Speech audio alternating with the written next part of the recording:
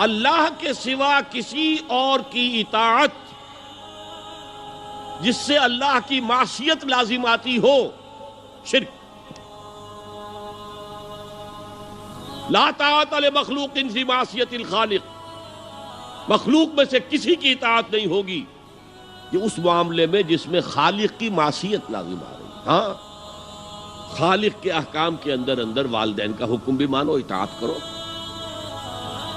اساتذہ کا حکم مانو، کسی اور کو اپنا لیڈر مانا ہے اس کا حکم مانو، لیکن ناٹ بیونڈ، وہ جو سرکل ہے کتاب و سنت کا اس سے باہر نہیں۔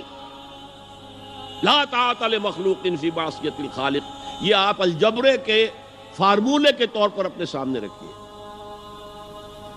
اب اسے اپلائی کیجئے جیسے فارمولوں کے ذریعے سے پھر بڑے بڑے وہ سم جو ہے وہ حل کیے جاتے تھے سوالات۔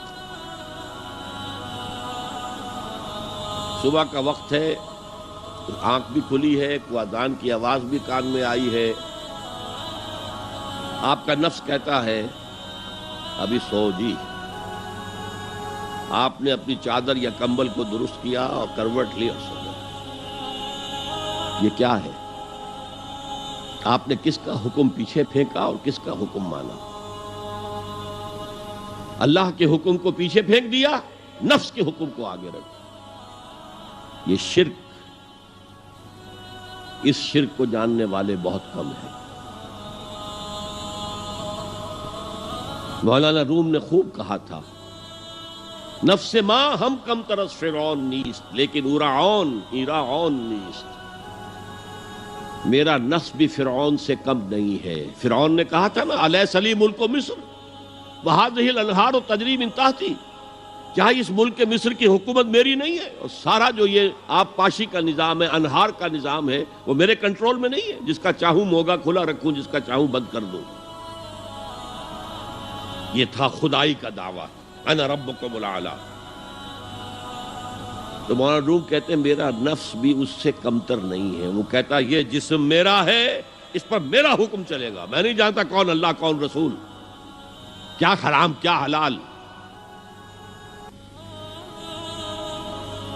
تو فرعون سے کم تو نہیں ہے میرا نفس، لیکن اورعون اس کی بہت مدد تھی، فوج تھی، لاؤ لشکر تھا، تو اس نے زبان سے بھی کہہ دیا کھل کر انا ربکم الاعلی۔ میں مسکین ہوں، غریب ہوں، میرے پاس کوئی طاقت نہیں ہے، میں زبان سے تو کچھ نہیں کہہ سکتا، اندر سے میرا نفس یہی کہتا۔ یہ نفس کی حکومت قرآن کہتا ہے، میں حیران ہوتا ہوں، دو جگہ یہ مضمون آیا ہے، ارأیت من اتخذ الہہ ہواہ افانت تکون علیہ وکیلا، اے نبی تم نے دیکھا اس شخص کو، اس کے حال پر غور کیا جس نے اپنی خواہش نفس کو اپنا الہ بنا لیا ہے۔ اللہ اکبر،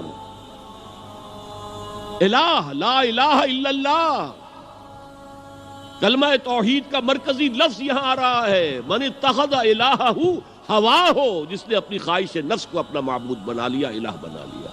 افانت تکون علیہ وکیلا، کیا آپ ایسے شخص کی کوئی ذمہ داری لے سکتے ہیں؟ سود حرام ہوا کرے جی، حرام ورام، ہمارا دھندا جو ہے وہ آگے بڑھ نہیں سکتا، تو اللہ کے حکم کو پیچھے ڈالا، نفس کے تقاضے کو آگے رکھا۔ کون معبود ہے آپ کا؟ نام عبداللہ رکھیے، نام عبد الرحمن رکھیے، ہے عبد النفس، نفس کے بندے، نفس کے غلام۔ یہ میں نے یوں سمجھئے کہ جیسے میں نے ہجرت اور جہاد کی ڈیفینیشنز کی تھی، ہجرت کا بیس کیا ہے؟ پوچھا گیا ایو الہجرت افضل ہو یا رسول اللہ، اے اللہ کے رسول بتائیے سب سے اعلیٰ ہجرت کون سی ہے، افضل؟ فرمایا ان تہجر ما کرہ ربک، ہر اس چیز کو چھوڑ دو جو تمہارے رب کو پسند نہیں۔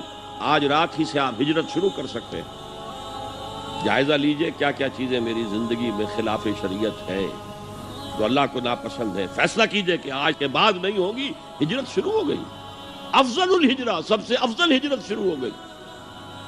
لیکن ٹاپ پر لے جائیے تو یہ ہجرت جب اللہ کے دین کو قائم کرنے کی جدوجہد اس مرحلے پر آ جائے کہ اب باطل کے ساتھ ٹکراؤ ہے اور اب چاہیے کہ ساری قوت ایک مرکز پر جمع ہو جائے، ہجرت فرض کر دی گئی، وہ ہجرت گھر بار چھوڑ کر، اہل و عیال کو چھوڑ کر، اور مکے کے بھیڑیوں کے رحم و کرم پر چھوڑ کر اپنے گھر والوں کو جو لوگ ہجرت کر کے آئے، حکم تھا۔ ہجرت مدینہ فرض تھی، ہجرت حبشہ فرض نہیں تھی، صرف اجازت تھی کہ جن سے سختیاں نہیں جھیلی جا رہی مزید وہ چلے جائیں۔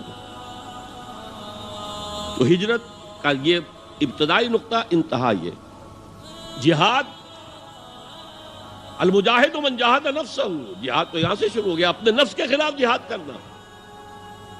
صبح نفس نے کہا ابھی سو جاؤ، آپ نے نفس کی بات کو رد کیا، اپنا کمبل اٹھا کے پھینکا، اٹھے، وضو کیا، نماز کے لیے آپ مسجد چل دیے، آپ نے جہاد کیا نفس کے خلاف۔ یہ افضل الجہاد ہے۔